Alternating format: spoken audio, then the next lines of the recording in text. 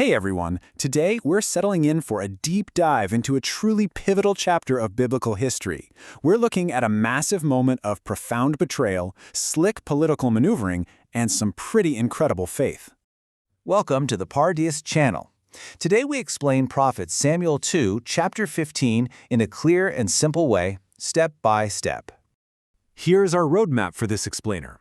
We'll start with Absalom steals the hearts, followed by David flees from Jerusalem, the Ark of God, and strategy on the Mount.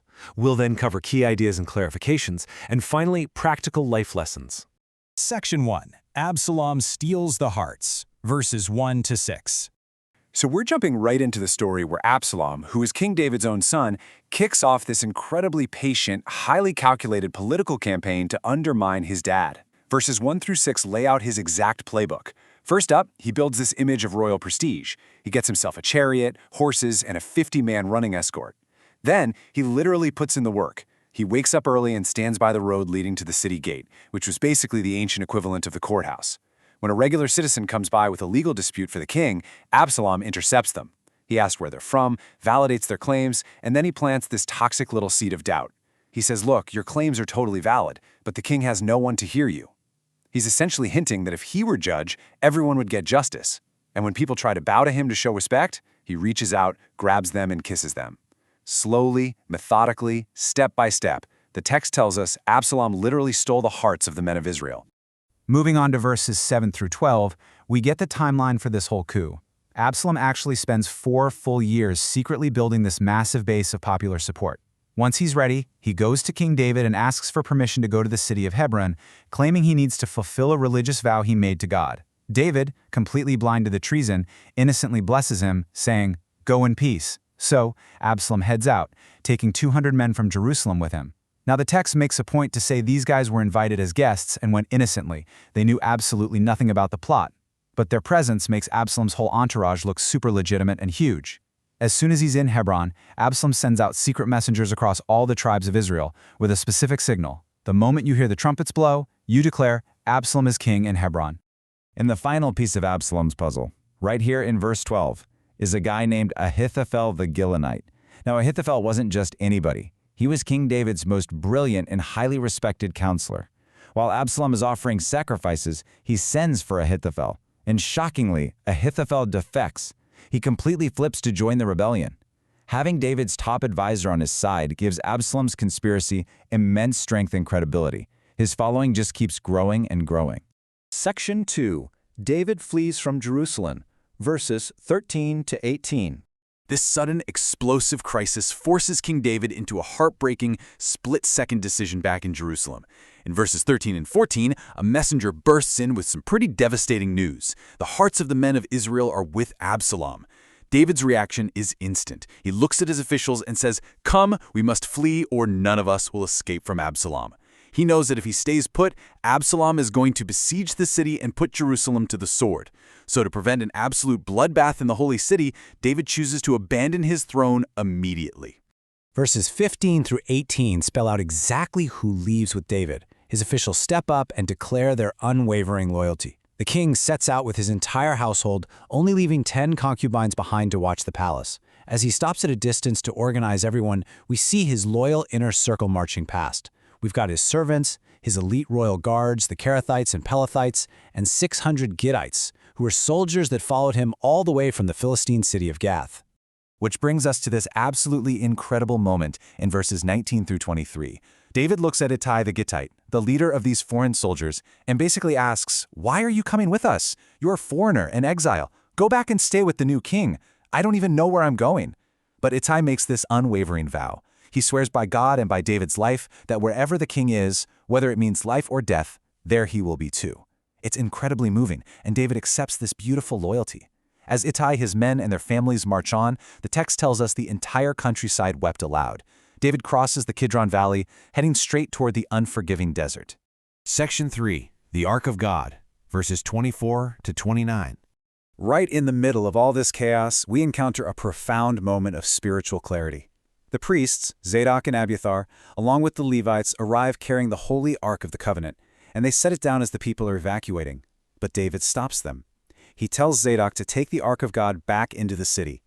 You see, throughout history, kings would drag holy relics into battle like magic talismans to force God's hand or prove they had divine favor. But David refuses to use God's presence as a political prop.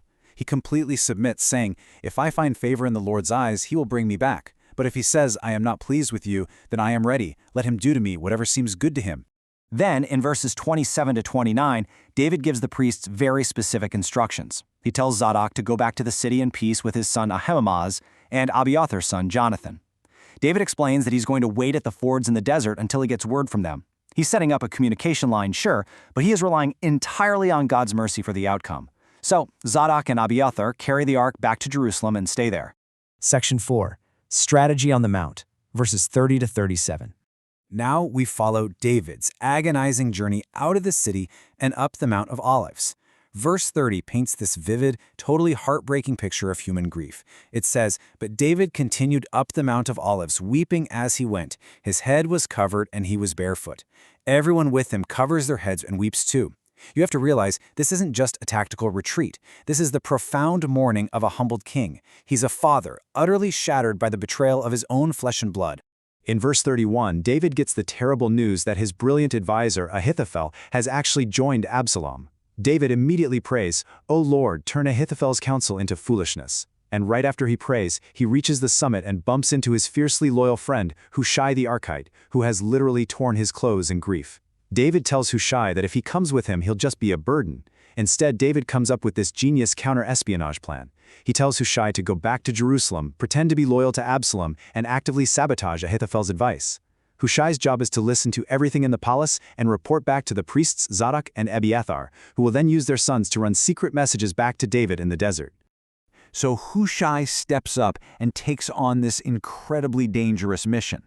We wrap up our textual walkthrough with verse 37, which tells us that David's friend Hushai arrives in Jerusalem at the exact same moment Absalom is entering the city. Talk about perfect timing. The trap is officially set, and the stage for the next chapter is perfectly positioned. Section 5. Key ideas and clarifications, summarizing the plain text. Okay, let's pull back from the narrative for a second. We've gone through the whole chapter, verse by verse.